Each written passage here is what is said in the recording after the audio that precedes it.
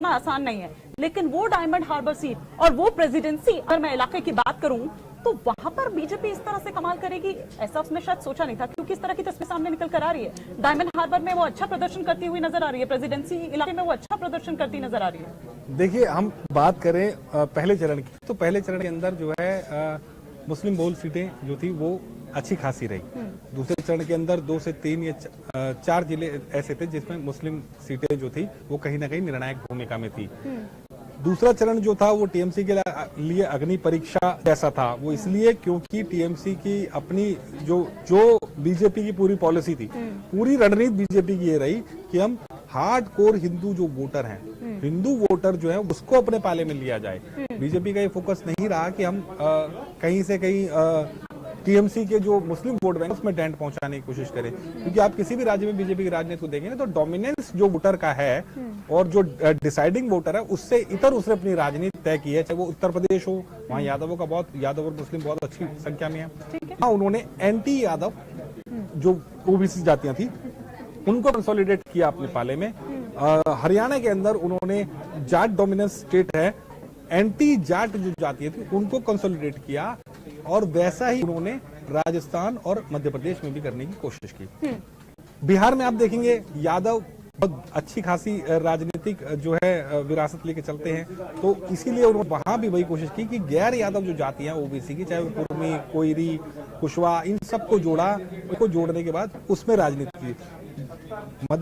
पश्चिम बंगाल के अंदर भी उन्होंने ये किया कि हिंदू वोटर हैं, उन हिंदू वोटर्स को पे ज्यादा फोकस करना है, महिलाओं पे ज्यादा फोकस करना है, युवाओं पे ज्यादा फोकस करना है, रोजगार पे ज्यादा फोकस करना है। शहरी वोटर को किस तरीके से, जो आज 2000 के बाद जो जन्मे लोग हैं, जो आज 26 साल के हो गए, मिलेनियंस हम कहेंगे उन्हें, जेनजी, हाँ, तो जेनजी जो है उन पे फोकस किया। उनके लिए ये बात रखी कि आप भी जो है चाहेंगे कि आपके जो पश्चिम बंगाल है उसके अंदर बड़ी बड़ी कंपनीज आए, विदेशी कंपनियां लगे, आईटी सेक्टर बने, आईटी हब बने, आपको रोजगार के लिए बाहर ना जाना पड़े। ये सब कोशिशें उन्होंने वहां इस पूरे वोटर को जो है देने की कोशिश की है। ऐसे ही कोशिश तो उन्होंने मथुआ समाज के साथ भी की थी। ये 3 बड़े फैक्टर हैं, महिला, मुस्लिम, जिनकी बात आप कर ही रहे हैं यहाँ पर, और उन मथुआ में भी, क्योंकि देखिए 7 लाख जो परिवार हैं वो प्रभावित हुए हैं। ये अलग बात, मथुआ में आप दलित भी जोड़ लीजिए, और ये भी कहीं 2 बट गए, क्योंकि 2 अलग अलग वो थे, और एक चला गया बीजेपी में तो एक की बहू चल गई टीएमसी में, है ना। लेकिन इनसे बहुत सारे वादे किए गए थे, नरेंद्र मोदी से लेकर, प्रधानमंत्री से लेकर, अमित शाह से लेकर, हर मंच पर ये कहा जाता था और उनको नागरिकता दी जाएगी, ये उनको आश्वस्त किया जाता था। लेकिन जब बारी आई तो एकदम 7 लाख लोग इससे खासे प्रभावित हुए। आपको लगता है वो नाराज हैं, बटे हुए हैं, लेकिन नाराज हैं? आपको लगता है कि इसका कोई प्रभाव कहीं नहीं दिखा जिस तरह से दिखना चाहिए था? इनसे कहा गया, ये परेशान थे इसलिए क्योंकि इनसे जो वो रोक लुभावने वादे किए गए, दावे किए गए, वो नहीं हुए। जो एसआईआर को लेकर जो पूरी प्रक्रिया उसने इनको परेशान किया, जो तमाम दस्तावेज से लेकर उसका इनको बड़ा प्रॉब्लम रहा। तो आपको लगता है कि नहीं, वो कहीं इस तरह से दिखा नहीं? देखिए, पश्चिम बंगाल की पूरी राजनीति जो है वो वर्ग संघर्ष की राजनीति है। आप देखेंगे कि वहाँ कभी भी जाति जो है वो इतना बड़ा फैक्टर नहीं रही है किसी भी तरीके से। आप देखें, लेकिन वामपंथ का राज रहे, तो मथुआ आप ये कहिए कि ये एक तरह से डिसाइसिव फैक्टर है। 7 लाख वोटर कहीं से भी 122 सीटें पर जो है डिसाइसिव फैक्टर कैसे हो सकता है? नहीं, लेकिन सेकंड फेज जो है वो मथुआ बहुल है, मथुआ बहुल इलाका है ये, और अगर इतनी उसकी तादाद में आपको नाराजगी झेलनी पड़ेगी तो क्या आपको नहीं लगता कि वो निर्णय जो है, आप देखेंगे आंकड़ों में कहीं पर भी वो ऐसी कोई चीज दिखाई दे नहीं रही है। ठीक है, बंगाल की पूरी, मैंने को बताया ना, बंगाल में जाति जो है वो कहीं से भी कोई ऐसा डिसाइसिव फैक्टर कभी नहीं रहा है। वहां पर रहा है, जो भी फैक्टर रहा है वो मजदूर, गरीब, किसान, एक बड़ा वर्ग, जमींदार, ये धड़े रहे हैं। क्योंकि वहां की राजनीति में नक्सलवाद की जड़ें इतनी गहरी रही। जब वामपंथ वहां पनपा, उसके बाद नक्सलवाड़ी आंदोलन हुआ, जमींदारों के खिलाफ एक बड़ा मजदूर आंदोलन हुआ, किसान आदिवासियों का एक आंदोलन हुआ।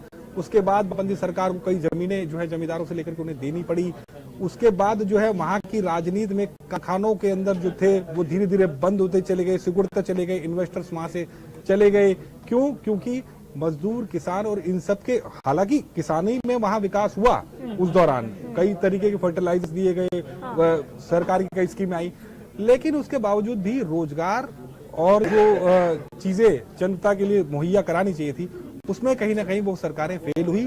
वही कारण रहा कि सारा कंसोलिडेशन जो है वो सिर्फ और सिर्फ वोटर को डेवलपमेंट मॉडल पूरे इंडिया के अंदर जो 2014 के बाद एक जो नैरेटिव बीजेपी ने बनाया है कि इन स्टेट्स के अंदर हम गए, वहां हमने हाईवेज कैसे बनाए हैं, वहां हमारे प्रोजेक्ट्स देखिए, डबल इंजन की सरकार किस तरीके से काम करती है ये देखिए। योगी आदित्यनाथ वहां गए, उन्होंने ये मैसेज देने की कोशिश की कि कैसे यूपी में पहले क्या होता था और अब क्या होता है।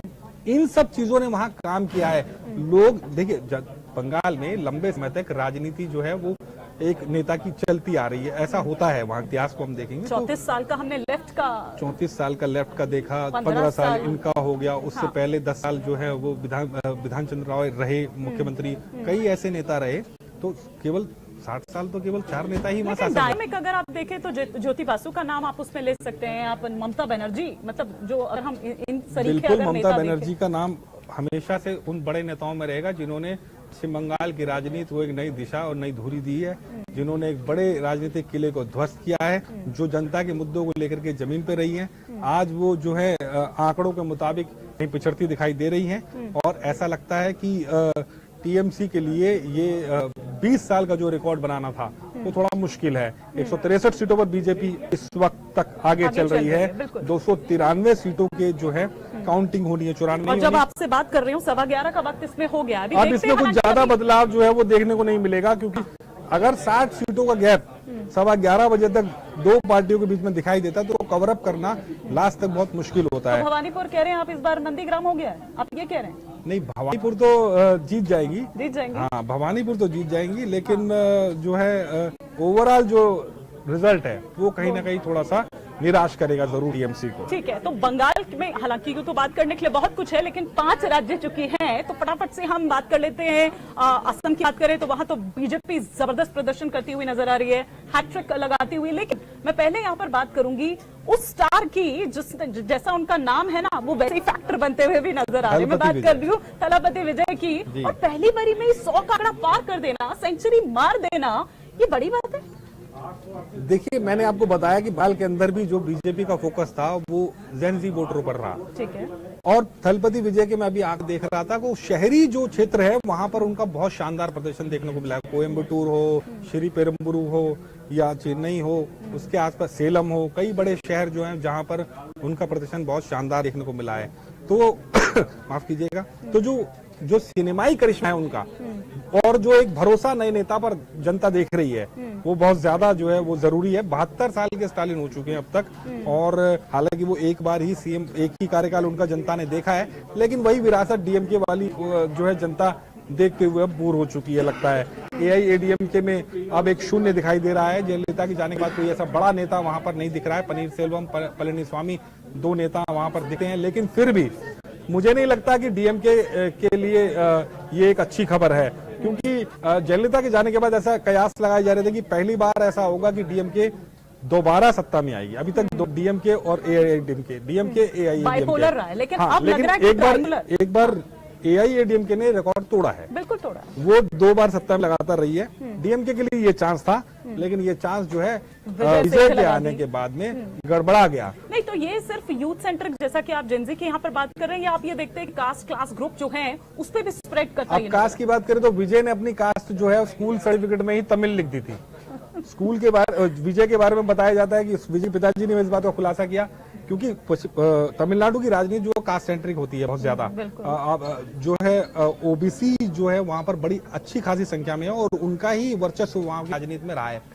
अब विजय जो है वो क्रिश्चियन कम्युनिटी से आते हैं। क्रिश्चियन कम्युनिटी से आने वाले विजय केवल अपने स्टारडम और एक जो शून्य वहां की राजनीति में है उसका फायदा उठाते हुए 100 का आंकड़ा पार पहले ही चुनाव में करते दिखाई दे रहे हैं। आप देखेंगे कि अब वोटर जो है वो कास्ट पॉलिटिक्स से ऊपर होता हुआ दिखाई दे रहा है। एक नया चेहरा उन्हें चाहिए था। अब जो जनरेशन आई है वो अपना पहला वोट डाल रही होगी, कुछ उसमें पहला डाल रहे हैं, कुछ उसमें दूसरा वोट डाल रहे हैं। तो उन सब का जो फैक्टर है, एक जो स्टारडम उनके पास है और एक जो अन्य राजनीतिक पार्टियां स्टार्टअप की वहां थी, जैसे कमल हसन की पार्टी थी। इससे पहले रजनीकांत ने भी 2018 में ऐलान किया था, लेकिन वो पार्टी बन नहीं पाई पूरी तरीके से। रजनीकांत ने तो कमल हसन ने तो पूरी तरह से डीएमके को समर्थन दे दिया है और अब राज्यसभा चल गए डीएमके के समर्थन से ही। लेकिन आप ये देखिए ना कि ना तो उनके पास कोई, खैर वैसे तो उन्होंने पहले ही क्लियर कर दिया था, ना पैसा है ना वो उस तरीके से वो जैसे ही बाहर निकलते हैं वैसे ही आप देखिए कि किस तरह की भीड़ जो है वो। एक बार उनकी रैली में भगदड़ भी मची थी जिसमें काफी लोग मारे गए थे। उस दौरान जो है ऐसा लग रहा था कि शायद इनको इसका चुनाव में लॉस होगा, लेकिन उन्होंने इतने जो है सरीखे से उस पूरे मैटर को सॉल्व किया। वो खुद जाकर के पीड़ितों से मिले, उनको अपने यहाँ बुलवाया, उनको जो मदद देनी वो मदद दी, जनता के समक्ष जाकर के हाथ जोड़ करके माफी मांगी। कहीं से भी उन्होंने कोई कोर कसर उसमें नहीं छोड़ी कि विपक्षी दलों को उसमें जो है सवाल उठाने का मौका मिले। एक नए राजनेता जब राजनीति में आते हैं और तो उसके बाद जो है जो पुराने धुरंधर राजनीति के होते हैं वो और भी सत्ताधारी, वो कहीं ना